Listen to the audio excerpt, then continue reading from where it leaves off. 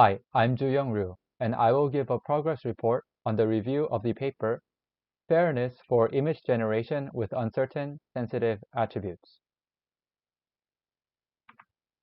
To give a short introduction, consider a generative procedure where we have a user X star in a protected group CI.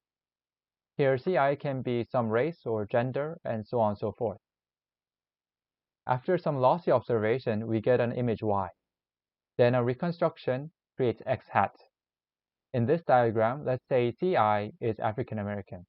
Then the top X hat is in CI, while the bottom X hat isn't in CI. This paper aims to keep fairness in terms of representation, even if C is unknown for some generative procedures. I will next give a short summary of fairness definitions and introduce posterior sampling. The first definition of fairness to consider is representation demographic parity, or RDP. RDP says that the probability of X hat being in CI given X star is in CI is the same for any group. Let's also define another term, obliviously. An algorithm satisfies a fairness definition obliviously when it is fair for any choice of C and doesn't require C for reconstruction. In fact, an algorithm that satisfies RDP obliviously only if it achieves perfect reconstruction. However, since perfect reconstruction is impractical, RDP can't be satisfied obliviously. This poses some moral challenges, since this means someone needs to choose C, which introduces personal bias. Defining minority or races is a difficult task, since minorities are ill-defined and races are multidimensional. Also, the act of choosing C itself only reifies the status quo while smoothing over various historical and social contexts. So let's consider other fairness definitions. First is proportional representation, where the output demographics match the input demographics. There could be a harsher condition called conditional proportional representation, where the demographics match even when conditioned on the image. Note that if there is a minority group in C, and the measurements that are used can cause confusion between protected groups, then RDP and PR can't be satisfied at the same time. This means that RDP and PR are incompatible definitions of fairness. What algorithms do we use to satisfy CPR? Well, we can use posterior sampling, which gives X hat sampled from the distribution of users conditioned on the image. Interestingly, posterior sampling is the only algorithm that obliviously achieves CPR. Another useful condition that we want is called symmetric pairwise error, and this means that the confusion matrix is symmetrical. Theoretical results in the paper say that CPR implies SPE, and also SPE implies PR. Also, reweighting of the input distribution and posterior sampling can be used together to satisfy RDP. Another interesting characteristic of CPR is that representation cross-entropy is minimized when an algorithm satisfies CPR. Therefore, posterior sampling is the only algorithm that minimizes RCE obliviously to the partition. However, there are some limitations to CPR though. First, obliviousness causes symmetry in the number of errors, so minority groups will have higher error rate. Also, CPR treats members of all groups equally. This is some moral debate we could have where whether or not minorities should get particular attention. Also, CPR only focuses on representation, not quality of reconstruction. Therefore, this is only a small piece of a large puzzle that is fairness. Now, how does the paper do experiments? For implementation of posterior sampling, Langevin dynamics is used. This does noisy gradient ascent on the log of probability distribution to get an approximate to the actual posterior distribution. A generative procedure is needed to define the probability distribution. A classifier is often needed to identify the groups that the input and output belong to. And using these results, we can tell whether or not an algorithm satisfies some definitions of fairness as explained before. This paper used many different generative procedures and classifiers, so I will try to briefly go over each one. 4 different generative procedures were used in the experiments. The first one is variational autoencoder. It is an autoencoder, which means it has an encoder and a decoder neural network with a bottleneck. The encoder encodes a probability distribution over latent space. So the decoder receives a sample from the specified distribution as an input. Therefore, this decoder can be used as a generative procedure. The second algorithm is Pulse. It is a generative model for upscaling low-res images to high-res images. This is important because many different high-res images can be downscaled to the same low-res image. Thus, it is natural to use a generative procedure for this problem. Once a generative procedure is given, the inputs are restricted so that only realistic images are created. This is done by exploiting the fact of the soap bubble effect or high dimension Gaussian distributions. A realistic high-res image that will downscale correctly to the intended image will be the objective to find for this algorithm. The third algorithm is StyleGAN2. This is a generative adversarial network, so it is comprised of a generator and a discriminator. The generator tries to make fake samples, and the discriminator tries to classify whether or not these samples are real. The generator in StyleGAN has a mapping network and affine transformation that gives styles as an output, and these styles control the synthesis of images. Normalization and training methods were improved for the version 2. The last algorithm is NCSN version 2. This is a generative model that produces samples via Langevin dynamics. The gradients are estimated using score matching, and version 2 uses moving average of model weights in order to train on high-dimensional datasets successfully. Some images are provided below that show the difference between NCSN and NCSN version 2. And for the classifiers, 2 were used. CLIP is made up of a text encoder and an image encoder. They learn image and text pairs rather than image and label pairs, unlike other classifiers. ResNet 108 is a 108-layered deep neural network with shortcut connections. Shortcut connections basically makes the output of one layer be added to the output of some layers that is down the line. And these help with the trainability of the network. Now, this was a summary of the progress so far that I have made. And in the final report, I will try to cover more material presented in the paper and try to recreate the experimental results. Thank you. Hi, I'm Xian Park, and I will review MCMC variational inference via uncorrected Hamiltonian annealing. Here are some essentials to understand the key concept of the paper. Variational inference is a method to do approximate inference on a target distribution P where normalization constant Z is known.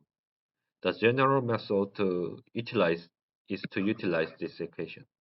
Here, elbow, evidence lower bound, is a lower bound of log Z since KL divergence is always non-negative. Since maximizing elbow is equivalent to minimizing KL divergence, we tune parameters of Q to maximize elbow. Recent work have shown that we can get tighter bound and therefore better approximation with augmentation technique. Let P from Z1 to Zm, is augmented density of original distribution with the same normalization constant z. Still, augmented elbow is lower bound of log z. Also, augmented KL divergence is upper bound of KL divergence on Zm due to chain rule. Therefore, marginal Q over Zm approximates target distribution. A successful approach for creating augmented distribution is AIS, Annealing Importance Sampling. It creates an augmented proposal and target distribution by applying a sequence of transition densities. The ratio needed for elbow is given like this. To define transition Tm and Um, AIS creates a sequence of normalized bridge densities pi. Here, pi1 is close to starting distribution Q, and pi-m is close to target distribution P. You can now choose Tm to be Markov kernel that holds bridge density invariant, and Um to be reversal of Tm with respect to pi-m, like this. Then the ratio becomes very simple, as shown here. This can be easily evaluated without evaluating the transition densities, and can be used to get an expression for lower bound elbow. It has been shown that AIS augmentation may lead to extremely tight lower bounds. Many MCMC methods used to sample from P are based on Hamiltonian dynamics. Here, we create augmented distribution P over Z and rho, like this, where S is the distribution over momentum variable rho. For example, S can be multivariate Gaussian. This separation is direct result of Hamiltonian dynamics and Boltzmann distribution. You can utilize various numerical integration schemes like leapfrog method while holding P over Z and rho almost constant. In fact, P over Z and rho is exactly invariant if we apply Metropolis-Hastings acceptance step. This alternates with a scheme that resembles the momentum rho while holding S over rho invariant. Details are more clear in the next slide. It is straightforward to apply Hamiltonian dynamics to AIS. First, we define augmented target and proposal distribution. Second, create augmented bridge densities. Third, define a Hamiltonian MCMC4 transition Tm that holds pi invariant. One very common example is shown in algorithm 1. Corrected Tm is composed of 3 steps: resample momentum, simulate Hamiltonian dynamics and apply MH step, and negate momentum. Given that simulation, called Tm, is inverse of itself and has unit Jacobian, corrected Tm leaves bridge densities invariant. Defining Um as reversal of Tm with respect to pi m, we get this ratio. Using this ratio, we get an expression for elbow obtained with Hamiltonian AIS. Although this method yields strong low bounds, it depends on many parameters such as initial distribution, momentum resampling scheme, simulator, and bridging densities. We would like to tune these parameters by maximizing elbow using reparameterization-based estimators. However, due to the MH step required by Hamiltonian MCMC transition, the resulting bound is not differentiable, and thus reparameterization gradients are not available. The paper proposed UHA to avoid this kind of non-differentiable low bound problem. For any transition Tm and Um, by using the same logic as AIS, we can define the ratio as this equation. Hamiltonian AIS defines Tm as Hamiltonian MCMC kernel and as the reversal. Although this results in nice simplification, it is not necessary.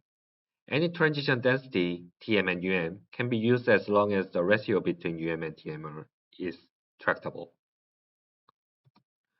So the paper proposed to use the uncorrected version of transition Tm and they are just Tm and of Hamiltonian AIS without Metropolis-Hastings acceptance step. The intuition behind this idea is that transition state is usually accepted with high probability for Hamiltonian MCMC since energy is conserved. This slide shows uncorrected Tm. This slide shows uncorrected Um. Note that corrected Um is reversal of Tm with respect to bridge density. Surprisingly, it has been proven by authors that ratio between uncorrected Um and Tm has a simple form. Using this theorem, you can express ratio between target and proposal distribution for elbow. Algorithm 5 shows how to generate unbiased estimation of elbow. If reparameterization trick is applied, then unbiased reparameterization gradient is used together with stochastic optimization algorithm like Adam to maximize elbow. Here are some specific information for realizing UHA. The authors use the leapfrog operator with step size epsilon so that summation of Hamiltonian is inverse of itself and has unit Jacobian. For momentum distribution and resampling, Gaussian distributions shown here are proposed so that S is invariant. Here, eta is damping coefficient. If eta is 0, momentum is completely resampled for each step. However, for eta close to 1, resampled momentums becomes correlated, which would suppress random walk behavior. Bridging densities are in this form, so that Q is close to pi 1 and P is close to pi m. We can calculate gradients of the samples with reparameterization trick. This paper focuses on tuning initial distribution Q, covariance of momentum distribution, step size of simulation, and damping coefficient, and parameters of bridge densities such as beta. There are 3 other lines of work that produce differentiable variation bound interrogating Monte Carlo methods. These models will be compared with UHA to demonstrate performance of UHA. First is Hamiltonian Vi. It is like UHA, but there are no bridging densities, and UM is set to learnable parameterized conditional Gaussian. Typically, a single transition is used and parameters are learned by maximizing elbow. The second method is Hamiltonian VAE, which is based on Hamiltonian importance sampling. The third method is importance weighting. Using this property, it optimizes right-hand side rather than elbow itself because it is easier. Of course, Hamiltonian AIS is also compared with UHA. In conclusion, maximizing elbow is same as minimizing Kerr divergence between target and proposal distribution. UHA would maximize elbow better than previously studied Hamiltonian AIS since UHA is a differentiable low bound, which can be optimized via a family of stochastic gradient assets such as Adam. This was possible by removing image acceptance step, which blocks gradient flow. However, this might sometimes lead to instability during optimization if the step size epsilon becomes large. This effect can be mitigated by restricting epsilon to be small. Experiments on various datasets shown that UHA is better than other methods, which will be provided in later presentation. Thank you.